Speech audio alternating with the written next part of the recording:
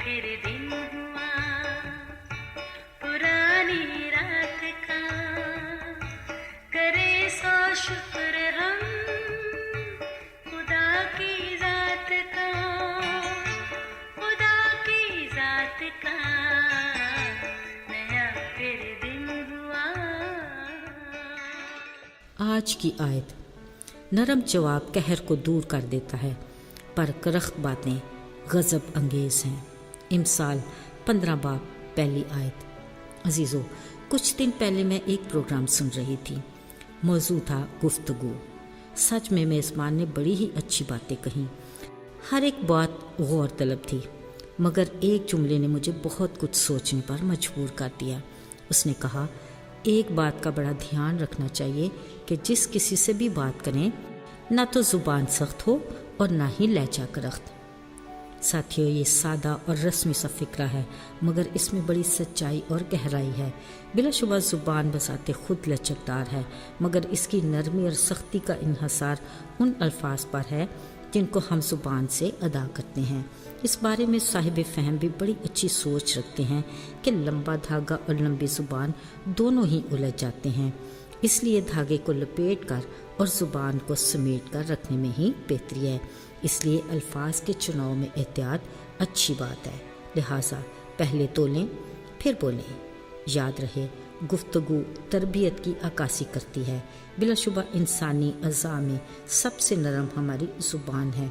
मज़े की बात यह है कि नरम ज़ुबान में गोया शरारत का एक आलम बसा हुआ है। इसी की वजह से अक्सर औक़ात ऐसा फतूर बर्पा होता है कि खुदा की पनाह।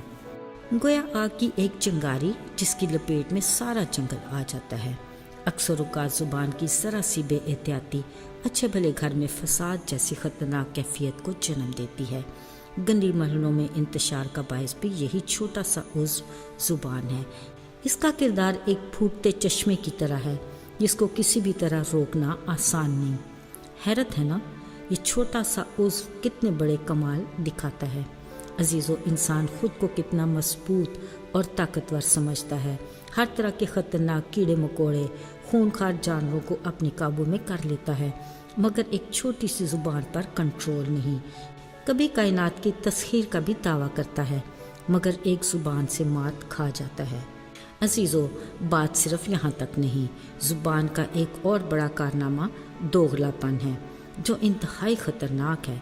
इस ज़ुबान से एक वक्त किसी को दुआ देते और मुबारकबाद जैसे खूबसूरत अल्फाज अदा करते हैं, और दूसरे ही पल लान तान करने और बददुआ देने से भी बाज नहीं रहते। मगर कुदरत की शफाफियत देखें, क्या कुछ अनोखा और अजीब नहीं इसमें। मगर एक चश्मे से मीठा और खारी पानी एक साथ कभी भी नहीं निकलता। पर क्या कहने हम इंसानों के, इसी ज़ुबान से शेखी भी मारते हैं और गुरूर भरी गुफ्तगू भी खूब करते हैं, अगरचे हमारी औकात मट्टी से बढ़कर कुछ भी नहीं। अजीज़ों, इस असूल को याद रखिए कि धीमा लहजा और मीठी ज़ुबान ही इंसान को बाकमाल बनाती है। ठंडे दिमाग के लोग खूबसूरत सोच रखते हैं, फिर इसी लब्बो लहजा में बात भी करते हैं जो उनकी शख्सियत को पुरकशिश बना देती है, जो बहुत सौ के लिए बाबरकत है। अहले दानिश कहते हैं, इखलाक गोया एक दुकान की मानद है और ज़ुबान एक ताला। जब ताला खुलता है तो पता तब चलता है कि इखलाक की दुकान कोयले की है या सोने की। इस बात में भी बड़ी सदाकत है कि दो मुंह वाला सांप ढस ले तो बचाव मुमकिन है, मगर दो शाखा ज़ुबान के ढसे से बच जाना मुश्किल है। इस बारे एहतियात ज़रूरी है। अजीज़ों, खाली खुदा का अपनी ही इस तख्लीक के बारे में फरमान है, तुम चाहे जितने भी अच्छे और नेक काम क्यों न कर लो, दीनदार और मोमन भी बन जाओ, पर अगर अपनी ज़ुबान को काबू में ना रख सको तो जान लो कि तुम खुद को धोखा दे रहे हो। खुदा के ये अल्फाज अटल हकीकत है जिसके बाद किसी और चीज़ की गुंजाइश नहीं। सुलेमान बादशाह का अपनी हिकमत की किताब इमसाल में भी यही ज़री असूल है कि नरम ज़ुबान हड्डी को तोड़ डालती है। लिहाजा पाक कलाम की रोशनी में हमें बतौर मसीही अपनी गुफ्तगू और किरदार पर निगाह रखने की ज़रूरत है, ताकि न सिर्फ इंसान बल्कि खुदा की नज़र में भी मकबूल हों। आइए दुआ करें। ऐ खुदा, ہمیں توفیق عطا کر کہ تیرے فرمان کے مطابق ہم اپنی زبان پر قابو پا سکیں، تاکہ ہماری گفتگو دوسروں کے لیے ترقی اور خوشی کا باعث بنے۔ یسوع کے مبارک نام میں آمین۔